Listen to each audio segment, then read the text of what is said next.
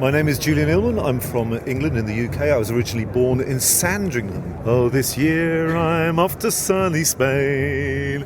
Viva España. Aprende inglese gratis con mansionelingles.com y inglespodcast.com.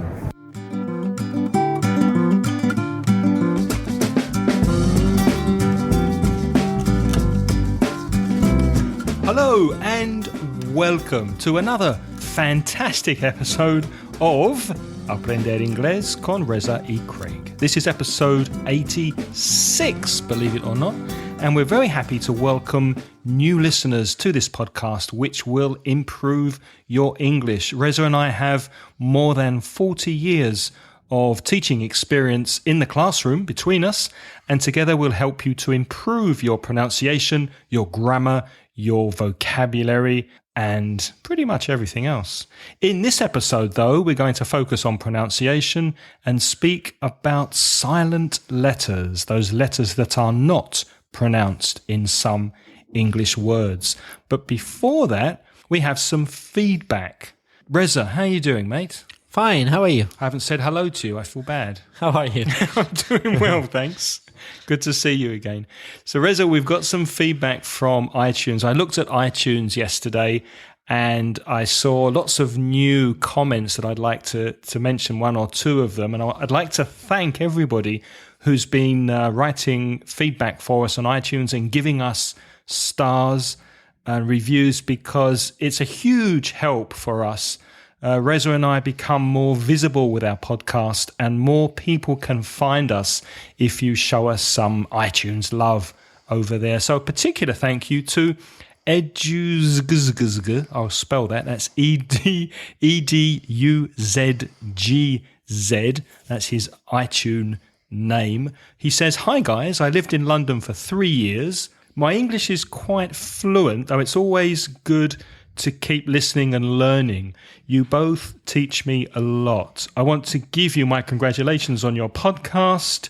It's the best one for me, and you're so funny many times." Thank you. Thanks very much. Thank you. But going straight to the point, fantastic teachers, very clear pronunciation, and very useful topics. As I said, you both are the best teachers I've ever had. 5 million stars for your work, because 5 isn't enough. Cheers. Thanks very much. We also have an iTunes review from Chihiro, which is Xihiro, who wrote a lovely review in Spanish. Just going to read the first sentence or two. He says, "Si quieres mejorar tu inglés o pulir un nivel avanzado, estos podcasts son imprescindibles. Craig y Reza son muy divertidos y te harán engancharte rápidamente. Se les entiende perfectamente." Wow, thank you. "Y explican muchísimas cosas con cantidad de detalles. Por muy alto que sea tu nivel, siempre aprenderás algo, seguro." And he continues, or she continues, I'm not sure who this person is. I just get the iTunes name, but lovely review. Thank you very, very much. Thank you. And there's also a review from Jesus Velez, who, I don't know if you remember, Reza, he asked us to speak about academic English, and we haven't yet. But Jesus, we have kept your email safely, and we will be recording an episode for you on academic English in the near future. So please be patient, and apologies for not doing that sooner. And Jesus says, "Calidad nivel, ¿qué más pedir de un podcast como este? Si te pones en contacto con ellos, contestan con brevedad y oyen tus sugerencias y peticiones. Algo muy importante cuando estás aprendiendo un idioma. Ánimo, Craig y Reza. Buen trabajo." So thank you, Jesus. Thank you also to Choni0059, to Ana Arminda, to Fer 11, and finally to Jordi Togil. Thank you, everybody who's written reviews for us.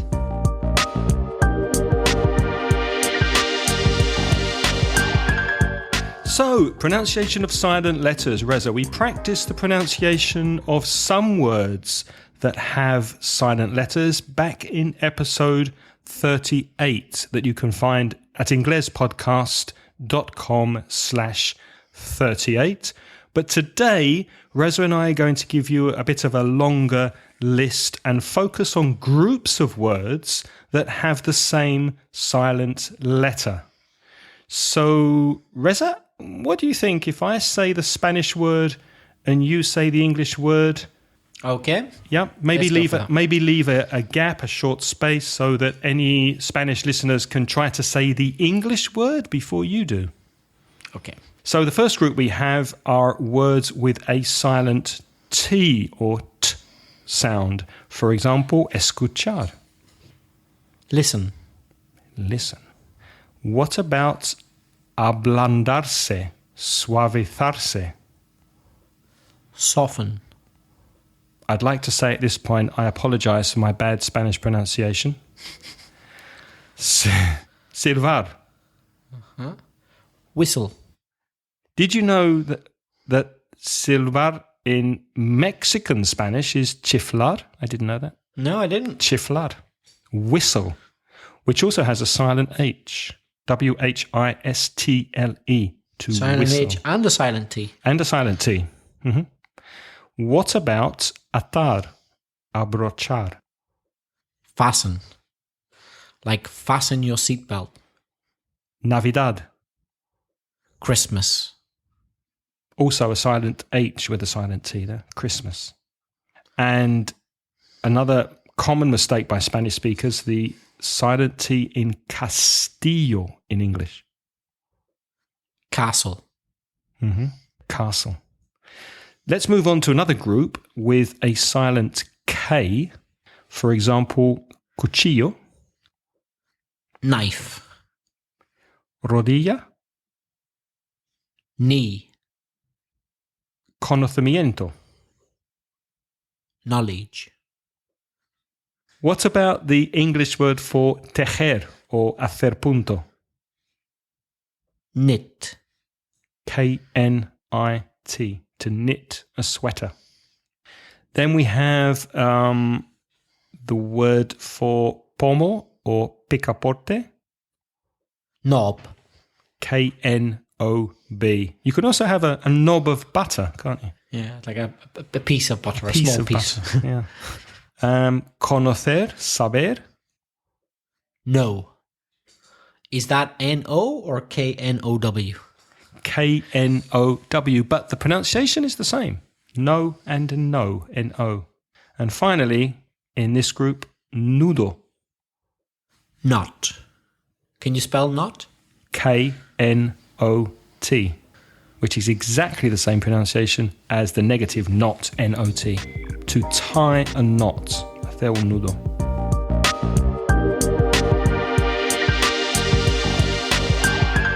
Before we continue with pronunciation, let's speak a little about our wonderful sponsor, italki. Italki, well, what is Italki, Reza? Italki is the name of a company with a silent L in the middle. Talk has a silent L, so does italki. That's I-T-A-L-K-I. italki.com. And they're a company that will help you find online a teacher for you to improve your English. They are very, very convenient because you use it when you're free, when it suits you, when it's convenient to you. And you arrange the lessons for when it suits you, convenient for you. You find a teacher, you look at the profiles, you can look at the teacher's experience, you can look at where they're from, you can look at their specialities, you can look at the type of thing that they specialize in, which might be particular levels or particular themes, and try out the teacher. If you like them, great, fantastic. If not, try another one. And they're also very affordable. You're cutting out the middleman, which means that you go directly to the teacher. There's no language school in the middle. You're dealing with the teacher. You're paying the teacher. And Italki take a small percentage from the money the teacher charges you. Now, you pay by credits. You buy credits. And if you buy 100 credits with Italki when you register, which is about 13, 14 euros, then italki will give you 100 credits free if you sign up using our link at inglespodcast.com/italki.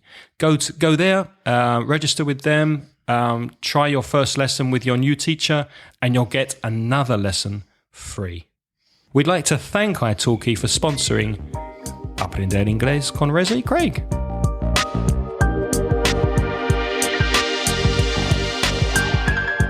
So, moving on to our next group of words with silent letters. What's the name of the piece of paper you get, Reza, when you buy something in a shop or a supermarket? Receipt. How do you spell it? RECEIPT. Difficult to pronounce for Spanish speakers, especially when you see it written. It's receipt. With a silent P. Pseudónimo? Did I say that correctly in Spanish? Pseudónimo? Yeah. Pseudonym. So what? That's a silent P again at the beginning. Is the first letter, silent P. Pseudonym. And there are a few other words like that where the P is silent at the beginning, aren't there? So, Craig, can you test me on a few more words with a silent P at the beginning? Certainly. There's psíquico or psíquica. A psychic. A person who can see things which are not natural. Bit like my mum, really. She's a psychic. Well, you could say all mothers are psychics. What about psicología? Psychology. That's the subject you can study at university, right? Psychology. Psiquiatria. Psychiatria. Accent on the I, yeah? Psychiatria. Okay. Psiquiatria. Psychiatry. I've got one more for you. Pneumatico. Well, as an adjective, pneumatic. As a noun, it would be tire. But as an adjective, pneumatic.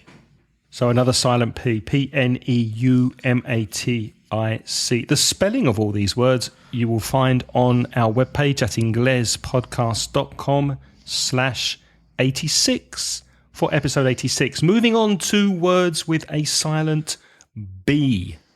Subir, ascender, escalar. Climb. Deuda. Debt. That's DEBT. Can you give an example with debt? I borrowed £20,000 from the bank. They want me to pay the money back. I have a £20,000 debt. You have rather a large debt with the bank. Sutil? Subtle. With a silent B. Subtle. SUBTLE. Now, the next one, I had a few words for the English equivalent. I had peinilla, peine, peineta. I think peineta is the ornamental one. Right. That they wear during fallas. What's the word in English, Reza? Comb. C-O-M-B. Comb. That word often gets mispronounced, doesn't it? Do you use a comb? I do, yeah. I don't. I used to. I don't anymore. I don't use it a lot, but a little bit, yeah. I try to keep my hair short, and I don't use a comb. I don't use a brush.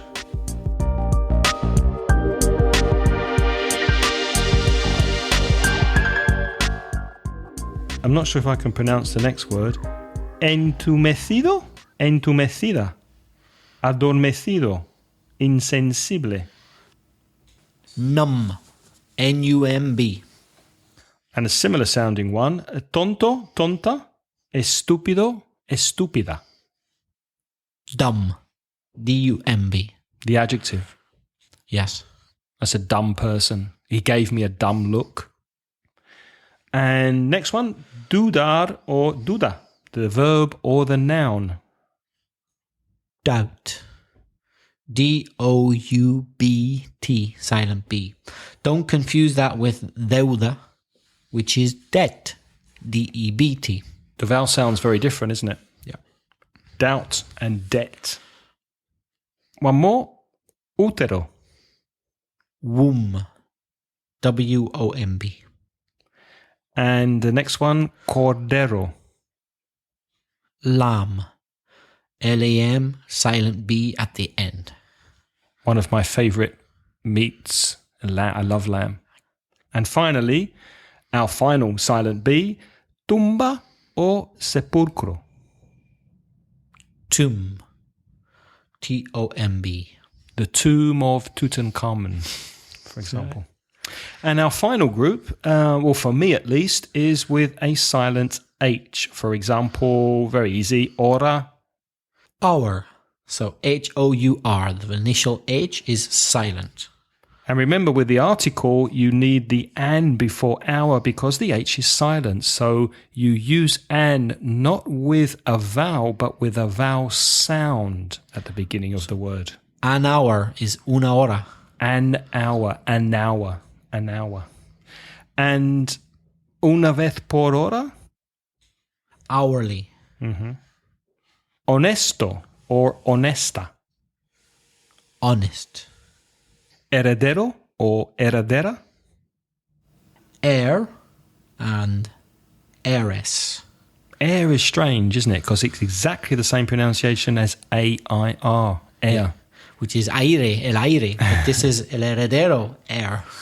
And the spelling HEIR. The heir to the throne, for example. Or the heiress, if it's a woman. Honor. Honor. Very, very similar, isn't it? And finally, honorable. Honourable. And the opposite? The opposite of honourable, dishonourable. A dishonourable discharge, for example. Is there a U in the word honour? If you speak British English, yes, but not if you are an American English speaker. So the American English spelling HONOR and the British English spelling HONOUR.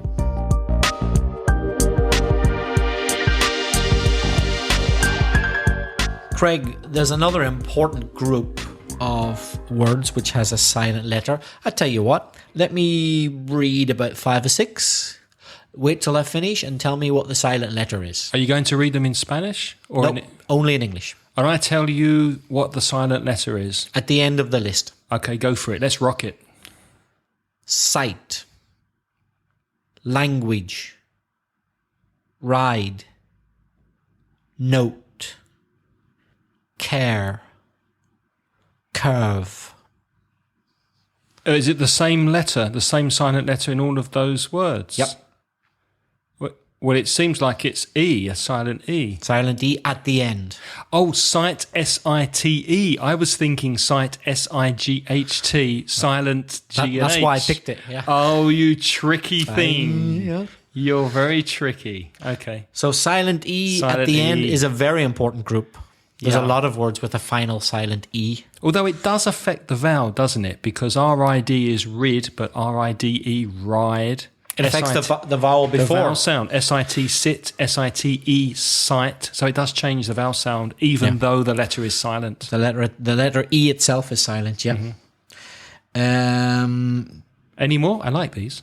A couple of foreign words which have got into English, which are quite common. So because they're foreign, they have strange pronunciation. Where's the silent letter in gourmet? Well, it's the silent T at the end. Yeah. So can you spell it out for the listeners? They might not know that word. Is it G-O-U-R-M-E-T? Yep. Gourmet? Yep. Is it gourmet or gourmet? I've heard both. I've heard 2 or 3 pronunciations, but the T is always silent. It can be gourmet, or gourmet, but the T is always silent. It's never gourmet. Never. It's gourmet. Never. Be it British or American, it's always silent T, because that's a word which comes from French. We already talked about ballet in a previous episode when we were comparing American and British pronunciation. Ballet. That's silent T. Silent T. What about debut or debut? Silent T, because there's a T at the end. D-E-B-U-T. Debut. All words from French.